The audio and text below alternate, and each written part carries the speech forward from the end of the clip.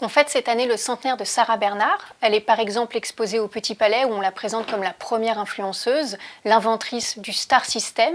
Comment votre route a-t-elle croisé Sarah Bernhardt? Je pense qu'il y a 5-6 ans, j'ai dû lire quelque part La vie merveilleuse de Sarah Bernhardt et je ne savais pas du tout quelle était sa vie. Donc je suis allé me renseigner, j'ai dû ouvrir la fiche Wikipédia et j'ai découvert, et la fiche Wikipédia est assez succincte, déjà c'était impressionnant. Et puis ensuite, un hasard, une amie autrice m'a proposé d'écrire un scénario ensemble et elle m'a donné rendez-vous à côté de l'endroit où elle travaillait et c'était la brasserie Le Sarah Bernhardt, juste à côté du théâtre de la ville qui a été le théâtre Sarah Bernhardt. Et on s'est dit, mais alors sur quoi on pourrait travailler? Et comme on était au Sarah Bernhardt, je lui ai dit, mais est-ce que tu connais la biographie de Sarah Bernhardt? Je lui ai raconté rapidement. Et elle connaissait le nom de Sarah Bernhardt, notamment parce qu'elle, quand elle était petite et qu'elle faisait des sketchs pour réclamer une glace, ses parents lui disaient, ne fais pas ta Sarah Bernhardt. Mais elle ne connaissait pas la vie de Sarah Bernhardt. Je lui ai raconté en quelques mots. Et elle m'a dit, ah, mais c'est génial, j'ai absolument envie de raconter ça. Et donc, ce hasard, et ensuite on a trouvé un producteur à qui on a dit, mais on va te raconter la vie de Sarah Bernhardt, tu vas voir, c'est incroyable. Et il était preneur. Parce qu'en réalité, Sarah Bernhardt, c'est un nom que tout le monde connaît. Il est écrit donc sur des frontons, mais personne ne connaît, en tout cas à cette époque-là, il y a 5-6 ans, personne ne connaît sa vie. Et sa vie est absolument incroyable. Au-delà de sa gloire, au-delà de son rôle au théâtre, sa vie, les événements de sa vie sont vraiment incroyables. Quand on aime raconter des histoires, ce qui est mon cas, c'est évident qu'on allait pouvoir raconter ça. Et alors, quand on a vu en plus qu'approchait le centenaire de sa mort, elle est morte en 1923, on a facilement convaincu ce producteur de développer avec nous une biographie de Sarah Bernhardt en série. Et malheureusement, il n'a pas trouvé de diffuseur pour ça. Ni les chaînes publiques, ni les autres n'ont pensé que c'était assez intéressant pour leur public. Et donc, comme on a renoncé à en faire une série télé, mais moi, je n'ai pas renoncé à raconter cette histoire, et c'est devenu ce roman feuilleton. Dans votre roman feuilleton, Sarah, elle va s'affubler de tous les noms. Elle s'appelle sainte, salope, diablesse. Est-ce qu'il y a un adjectif plutôt qu'un autre qui décrirait cette femme libérée qui vraiment explose tous les codes de son époque? Il y a les qualificatifs que le monde autour d'elle pouvait lui donner. Et il y a ceux qu'elle pouvait revendiquer. Par son comportement transgressif, comme vous dites, qui ne respecte pas les codes, par son origine, fille de courtisane, de famille juive, sortie un peu de nulle part. Du point de vue de la bourgeoisie française, elle sort un peu de nulle part. Par son tempérament extrêmement rebelle, bagarreuse, elle s'est attirée toutes sortes de colibés. Mais ce qu'elle a revendiqué, c'est qu'elle a dit « Moi, je serai la plus grande actrice ». Elle n'a pas dit « Je veux être actrice ». Elle avait dit « Je veux être la plus grande, je serai la plus grande actrice ». Donc pour moi, ce qui caractérise son tempérament et ensuite sa vie, c'est cette aspiration vers le sommet, vers une place d'idole, je dirais. Et donc ça, c'est la première chose, c'est qu'elle voulait être à une place où on l'adore, où on l'admire, etc. Et si je regarde l'ensemble de sa vie, qui est une vie où elle s'est battue pour conquérir de la liberté, du pouvoir, et le garder, c'est-à-dire le perdre et le regagner, parce qu'elle a beaucoup perdu et regagné, je pense que peut-être l'adjectif qui lui correspond le mieux, c'est impérial. Elle est apparue sous le Second Empire, mais après elle a fait toute sa carrière sous la Troisième République, mais elle a quelque chose d'impérial parce que, d'une certaine manière, tout lui a obéi. Elle a pris le pouvoir et elle l'a gardé. Chef de troupe, chef de théâtre. Voilà, il y a quelque chose comme ça d'arriver au pouvoir et d'y arriver toute seule et de s'y maintenir. En vous écoutant, on a presque envie de se dire que Sarah Bernhardt, c'est une icône féministe avant l'heure. Est-ce que, selon vous, c'est le cas?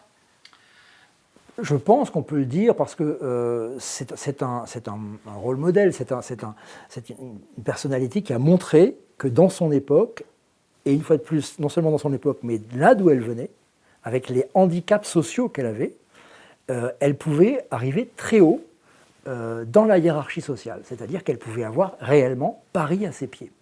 Et en plus, elle l'a montré, elle l'a obtenu pas par son physique, pas par ses charmes, même si elle a fait commerce de ses charmes à un moment. Mais ce qui a fait d'elle la Sarah Bernhardt dont nous parlons encore aujourd'hui et qui a été la première superstar mondiale, ça n'est pas qu'elle était une courtisane douée, c'est que c'est le pouvoir. C'est le pouvoir sur l'image, c'est le pouvoir sur le choix des pièces, c'est le pouvoir de faire écrire des pièces, c'est le pouvoir sur le choix des affiches, etc. etc. Et dans son milieu du théâtre, du spectacle, voilà, des arts, et milieu qui était très proche de la politique aussi, parce que le théâtre, c'est le centre de la vie sociale et culturelle de cette époque-là.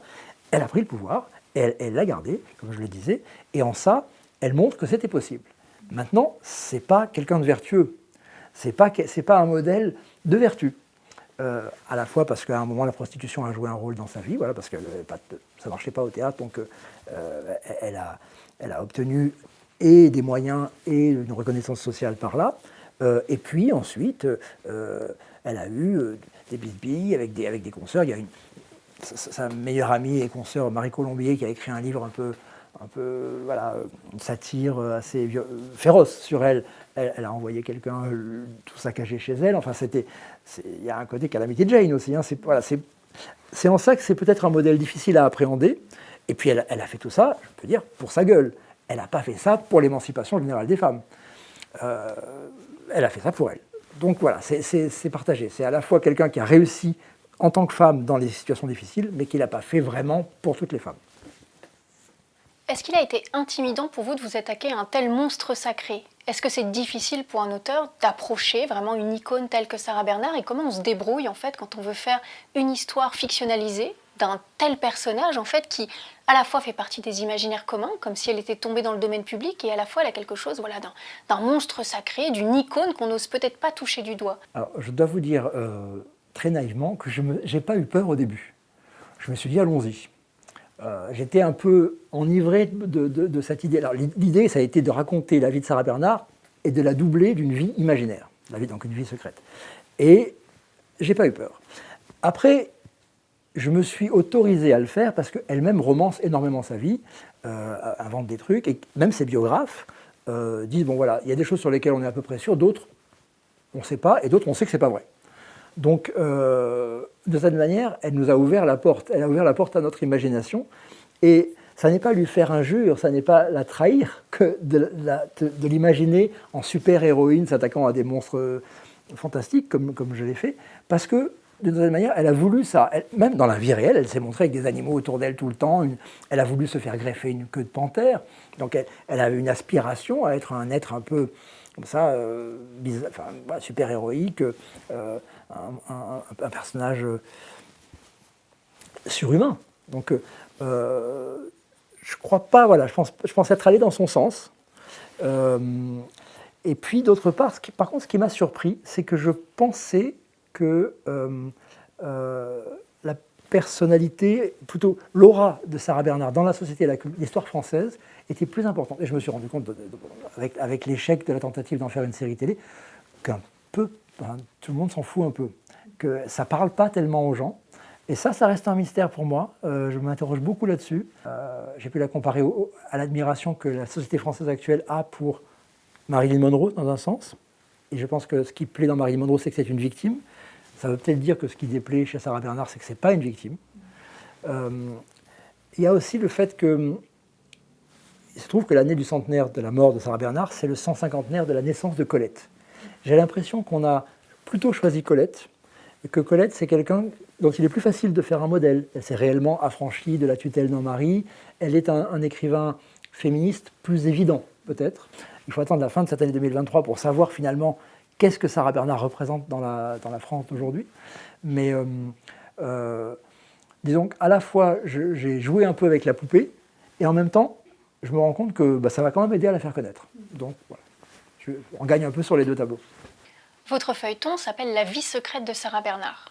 Inévitablement, on pense au genre de l'histoire secrète qui raconte des pans occultés de l'histoire, le plus souvent imaginaires. De fait, en vous lisant, on se demande comment est-ce que vous avez essayé de concilier à la fois imagination, fiction et puis recherche historique les plus sérieuses. À l'origine, je voulais faire une biographie classique, je voulais m'attaquer à une version de la biographie avec les moments les plus romanesques, les plus dramatiques, etc. Et donc j'ai lu les biographies qui circulent sur le sujet. Il y a celle d'Henri Gidel et une autre écrite par deux Anglais ou Américains qui partent des mêmes matériaux, qui sont l'autobiographie, que j'ai lu aussi, qui s'appelle Ma double vie, et puis des correspondances. Et puis c'est quelqu'un qui assez vite apparaît dans les mémoires des autres, puisque d'une part, enfant et jeune fille, elle est entourée de gens célèbres, Dumas, Rossini, etc., le duc de Morny, et ensuite, elle est amie avec des gens célèbres. Donc elle apparaît à travers les autres.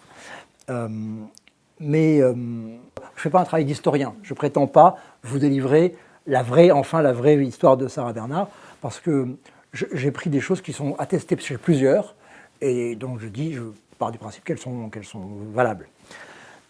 J'ai un peu joué avec les dates. Il y a des choses, quelquefois, ça m'arrange sur le plan romanesque de faire des choses un peu plus qui se passent moins de temps entre deux événements, mais je me suis octroyé cette liberté dans la mesure où, de toute façon, ça s'appelle La vie secrète de Sarah Bernhardt, donc voilà, il n'y a pas de contrat où tout est exactement précis à la date près. Et ce que j'ai retenu dans les biographies, c'est tout ce qui est romanesque, en fait. Dans les biographies, peut-être la moitié de ce qui est raconté, c'est elle va monter telle pièce, elle va avoir du succès dans Médée, puis un échec dans Phèdre, et puis après ça va même être très bien avec la Dame aux Camélias. Donc c'est une vie d'actrice avec des créations, des collaborations, des échecs, des succès, etc. Et c'est très répétitif et pas très passionnant, je dirais. Et puis surtout, ça ne la distingue pas de n'importe quelle autre actrice de son époque.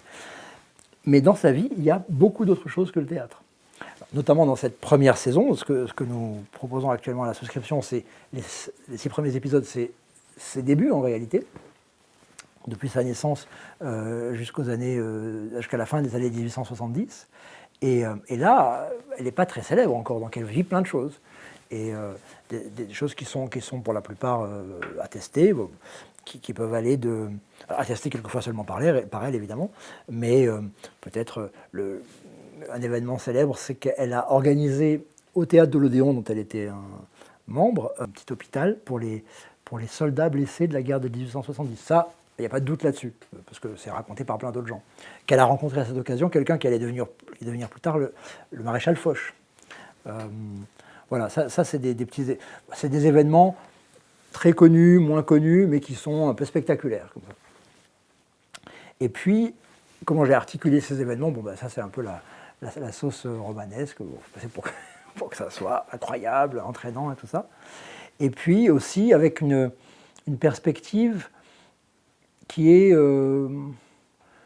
peut-être qui repose sur l'enfance, sur les manques de l'enfance. Dans l'enfance, elle a été privée de sa mère. C'est un des aspects qui saute aux yeux, c'est que cette petite fille a été confiée par sa mère à des paysans bretons et que sa mère lui manquait beaucoup. Et qu'elle a visiblement souffert de sa mère. C'est jamais elle qui se plaint, mais quand on voit ce qu'elle a vécu, on se dit ça n'a pas dû être facile pour cette petite fille. Et puis, il y a aussi des aspects, par exemple, le fait qu'elle a échappé 3 fois à la mort avant l'âge de 18 ans. Une fois à 4 ans, une fois à 10 ans, et une fois à 18 ou 19 ans. Ça vous fait... c'est une survivante. C'est des aspects qui m'ont un peu marqué. Je me suis dit, c'est peut-être... Je vais essayer de retrouver dans la suite toutes les fois où elle va peut-être au devant de la mort, où elle prend des risques. Qu'est-ce que ces deux choses-là, le manque de la mère et du regard de la mère, et la proximité de la mort et le fait d'y échapper, qu'est-ce que ça a pu avoir comme effet sur sa vie ensuite? C'est peut-être les deux axes qui m'ont le plus guidé dans sa vie diurne. Et donc, je dis diurne parce que dans ce roman, il y a sa vie publique, sa vie réelle, et puis il y a sa vie imaginaire, celle que moi j'ai imaginée, que je situe dans un monde que j'appelle le monde de la nuit. Et là, c'est une autre question et un autre aspect. Vous avez évoqué le nom de l'autobiographie de Sarah Bernhardt, Ma double vie. Et justement, je me demande si ce ne serait pas un sous-titre possible pour votre roman feuilleton, puisque c'est notamment une vie secrète, évidemment, de Sarah Bernhardt, mais c'est aussi une espèce de double vie. Parce que vous venez de le dire, on a la vie, effectivement, diurne de Sarah Bernhardt, mais on a aussi ces échappées beaucoup plus romanesques et lyriques qui nous emportent dans le monde de la nuit, le monde des songes, le monde des transes. Est-ce que vous pouvez peut-être nous en dire un peu plus? Quelle est cette fameuse double vie nocturne que mène Sarah Bernhardt? Donc, ce que j'ai inventé, c'est que... elle passait dans une autre dimension, une dimension fantastique, par le truchement d'un objet qui est souvent associé à elle, qui est le fameux cercueil. Là aussi, c'est quelque chose qui est avéré, c'était dans les journaux en tout cas. Elle avait ce cercueil qui était au milieu de sa chambre, qui lui aurait, d'après ce qu'elle raconte, qui lui aurait été livré mystérieusement. On ne sait pas par qui. Alors je fais une hypothèse, mais voilà. Et je me suis dit, mais qu'est-ce qu'on peut faire avec un cercueil? Qu'est-ce qui pourrait se passer quand on s'allonge dans un cercueil? Et c'était pour moi voilà, la porte d'entrée dans cet autre monde. Et dans cet autre monde, j'ai essayé qu'elle soit confrontée à ce que j'appelle les monstres de son époque et à ses propres démons. C'est-à-dire que j'essaie de donner une version un peu cauchemardesque ou mythologique de ce qu'elle a pu affronter dans sa vie personnelle ou dans son époque. Par exemple, dans le premier épisode, il s'agit du couvent.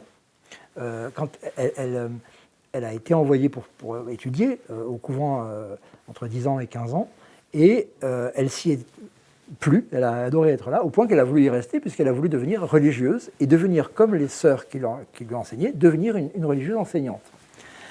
Et donc je me dis, bon, il s'est passé là quelque chose qui a frappé son imagination. Et ce qui est étonnant, c'est que c'est là aussi qu'elle a découvert le théâtre. C'est la première fois qu'elle a joué, c'est là.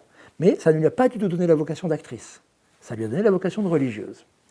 Donc voilà, il a dû se passer quelque chose. Et puis on se dit, une jeune fille qui vit dans ce monde de jeunes filles, avec des images mariales, donc une certaine représentation féminine, entourée de femmes adultes, mais qui, voilà, il y a toute une iconographie, toute une imagerie. Je me suis dit, ça a dû lui plaire, ça a dû lui parler. Et qu'est-ce que ce serait la version cauchemardesque de ça? Donc j'ai imaginé un épisode fantastique, un peu horrifique, même assez horrifique à un moment, dans ce contexte-là, avec des personnages qui synthétisent des gens à qui elle a eu affaire ou elle a dû avoir affaire, qui sont dans l'épisode 1 et l'épisode 2 du roman feuilleton, une sœur aspirant à la sainteté et un prêtre confesseur. Alors vous parlez justement de ce premier épisode, enfin ces 2 premiers épisodes, et c'est vrai qu'en vous lisant, on se retrouve à avoir plein d'images qui nous viennent en tête, que ce soit illustré ou pas, on a l'imaginaire qui travaille, et c'est vrai que notamment Gustave Moreau vient assez facilement en tête, on imagine bien Salomé avec la tête de Saint Jean-Baptiste sur un plateau, mais on va aussi chercher du côté d'un autre peintre comme Clovis Trouille par exemple, beaucoup plus sexuel, beaucoup plus pornographique. Donc c'est vrai que j'aimerais peut-être savoir quelles sont vos influences, est-ce que vous étiez dans une atmosphère particulière pour écrire ces scènes nocturnes qui sont tout de même... Elles tranchent beaucoup avec les scènes plutôt historiques. Comment vous les avez écrites, comment vous les avez composées et comment aussi vous avez imaginé une certaine continuité entre elles. Puisque pour les personnes qui vont vous lire, il faut savoir qu'il y a plusieurs épisodes nocturnes et même si ce sont presque des passages dans un autre monde un peu différent à chaque fois, il y a une atmosphère toujours un peu commune qui est à la fois assez érotique, assez capiteuse, comme si c'était un peu, j'ai envie de dire, une projection de Sarah Bernhardt, tous ces épisodes-là. Alors, comme à l'origine c'était un projet de série télévisée, j'ai travaillé avec des images très tôt, et notamment avec une iconographie. Je suis allé chercher des Moreau, des Trouille. Je n'ai plus tous les peintres en tête maintenant, mais il y a des symbolistes, Spilert, voilà, Spilert, même Klimt, d'un certain côté. Mais donc j'ai travaillé avec des images. Et d'abord parce que ça devait être un projet audiovisuel, mais aussi parce que je dois dire que pour moi le fantastique c'est un domaine très nouveau. Je l'ai fréquenté quand j'étais plus jeune, mais sous la forme littéraire, aussi au cinéma bien sûr, mais pas tant que ça. Donc j'avais besoin de me nourrir. Et je me suis nourri d'images arrêtées, de tableaux, de peintures. Et donc je ne suis pas étonné que ma retranscription finalement fasse naître ce genre de vision. Puis il y a un nom aussi qui apparaît dans le feuilleton. Je pense qu'on déflore rien en le disant. On évoque quand même assez subrepticement Charles Baudelaire. Et je pense que Charles Baudelaire, un peu à la manière d'Odilon Redon, infuse un peu aussi ces scènes nocturnes avec des scènes un peu, j'ai envie de dire, fantasmagoriques, hallucinatoires. Et c'est vrai qu'en vous lisant, on a l'impression qu'on bascule presque dans un monde de psychanalyse ou un monde... Parce qu'on a l'impression, voilà, elle combat ses propres démons, mais c'est comme s'il y avait des allégories, des incarnations, des vices, des vertus. On a des flagellants, on a des monstres ailés, on a un bestiaire extrêmement développé. Est-ce qu'il y a de la psychanalyse là-dedans? Il y en a certainement. Moi, je baigne dans la psychanalyse. Bon, c'est vrai que mon père était psychanalyste, et aussi, mais pas seulement. Je veux dire, peut-être que j'aurais baigné dans la psychanalyse, même s'il n'y avait pas ce rapport familial. C'est un domaine qui me passionne, que je connais depuis l'enfance, que j'ai vraiment pratiqué de toutes les manières possibles. Et donc, ça imprègne tout mon travail. Je pense que mais en plus, en inventant ce contre-monde, ce monde nocturne, je savais que ça allait être l'inconscient. Ça allait être l'inconscient du monde diurne. Mais pour moi, c'est un inconscient qui est à la fois un inconscient individuel et un inconscient collectif. Et l'inconscient collectif, c'est pas tellement le domaine de Freud, c'est plutôt le domaine de Jung. Et moi, je suis d'une psychanalyse plutôt freudienne, en tout cas, c'est ma formation, mon origine. Et et donc je vais plutôt vers ce... J'essaye d'inventer cet inconscient collectif, je dois le construire. Et c'est ça qui m'amuse énormément, c'est d'essayer de le deviner, c'est d'essayer de le percevoir à travers la peinture, les romans, la poésie.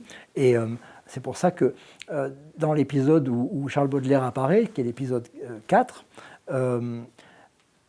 ce à quoi j'essaie de me confronter, c'est la figure du dandy, qui est une figure qui m'a beaucoup fasciné quand j'étais jeune homme.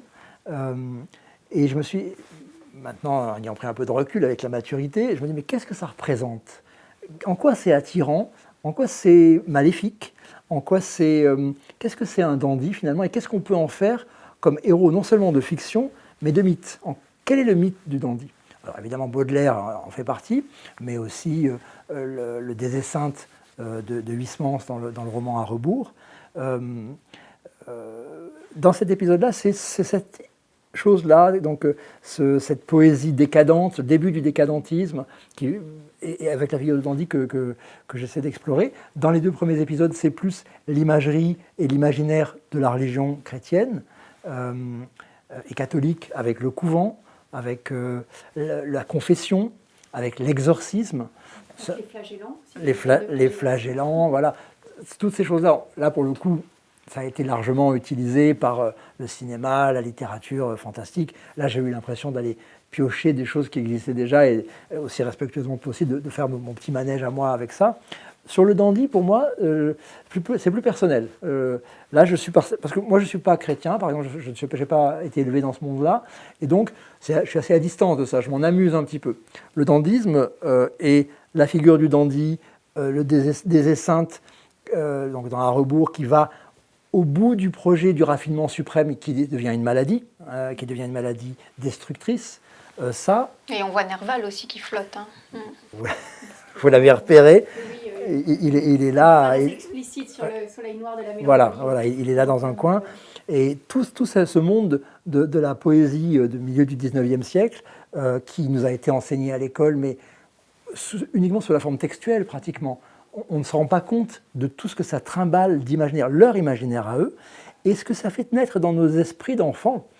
C'est un univers tellement vaste, les fleurs du mal, et on en trempe des petits-enfants ou des jeunes gens là-dedans, et après on voit des années après, avec quelqu'un de mon âge, comment ça peut évoluer, pourrir un peu, ou se maturer comme ça, et c'est ça ça m'a plu de faire ce retour sur des passions un peu d'enfance et de voir ce qu'il en restait aujourd'hui, et notamment dans le monde d'aujourd'hui.